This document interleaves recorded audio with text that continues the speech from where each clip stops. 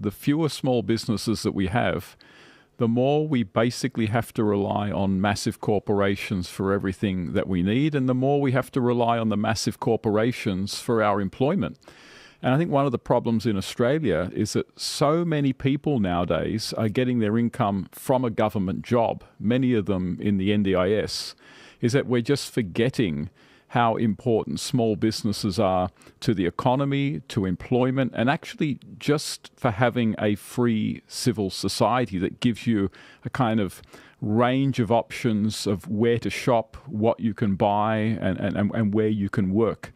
And my fear is that we're just heading into a situation where we're increasingly going to see small businesses die, and we are going to be solely reliant for the things that we need on a handful of mega corporations, which will form a cartel and basically be able to set prices, set all sorts of conditions that we have to abide by because there are no real alternatives. We remember COVID fell into the hands of the big corporations. They were the ones who are allowed to stay open. So when you went to a shopping centre, you saw that Woolworths, Kmart were allowed to stay open, but the small shops, they weren't allowed. Oh, why? Oh, because of 5 metre spacing and that kind of thing, the rubbish made up by Anthony Fauci that we wound up following.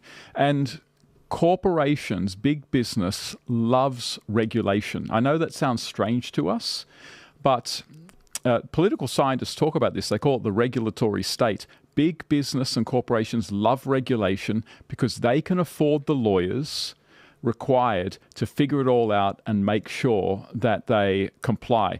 And they know that the small businesses do not have the funds to employ 20 lawyers full-time to figure out exactly how to apply. And so regulation and red tape is what big corporations use. They lobby politicians, they lobby parties. It's what they use to shut down all competition. So anything that makes it hard for small businesses to flourish, we need to be very concerned about. We've got 100%. Yeah, 40%. Is it 40%? I think of job market is working for the government, so they're not really inspiring the small businesses at all.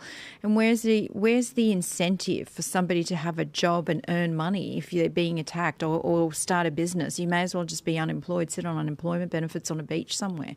You've got to actually inspire people to work and create and. A country that creates things and has that small entrepreneurs actually is so much more successful than all government-based. Well, look at the Isle of Man. I mean, I think it was the Isle of Man that they brought in a flat tax rate. So if you were to bank your money there, you only pay a flat tax rate. So all these billionaires were going, well, hey, let's bank our money in the Isle of Man. I get more of my money, I pay less tax. And as a result, for doing nothing, the Isle of Man got a huge income. I mean, Australia could do a similar thing. We charge a small tax rate to foreigners who want to bank their money here. We tick them off as they made it here. Then what happens is you get that tax money for doing what? Moving money around and signing a piece of paper. I mean, it's a huge income they could bring in for the country, and it makes it attractive from in the financial sector, because then we become like a country that's, open to the world and open to the world for financial services, but we have behind us good rates and good systems that are attractive to people all around the world. Why does Singapore do so well at financial sector? It's because they have good laws in relation to this. Australia gets held back. They get held back by terrible management, especially at government level. I mean, you've got the minister now for financial services, Stephen Jones from Labor, and he's done an atrocious job. He's ruining the industry. The financial advisors are spewing at how poorly he has managed the financial sector, and that's because you put someone in there who has no idea what they're doing and no idea how to innovate and bring business to Australia, but not importantly, free up the people in the financial sector to go out and be competitive, not just in Australia, but in the whole world.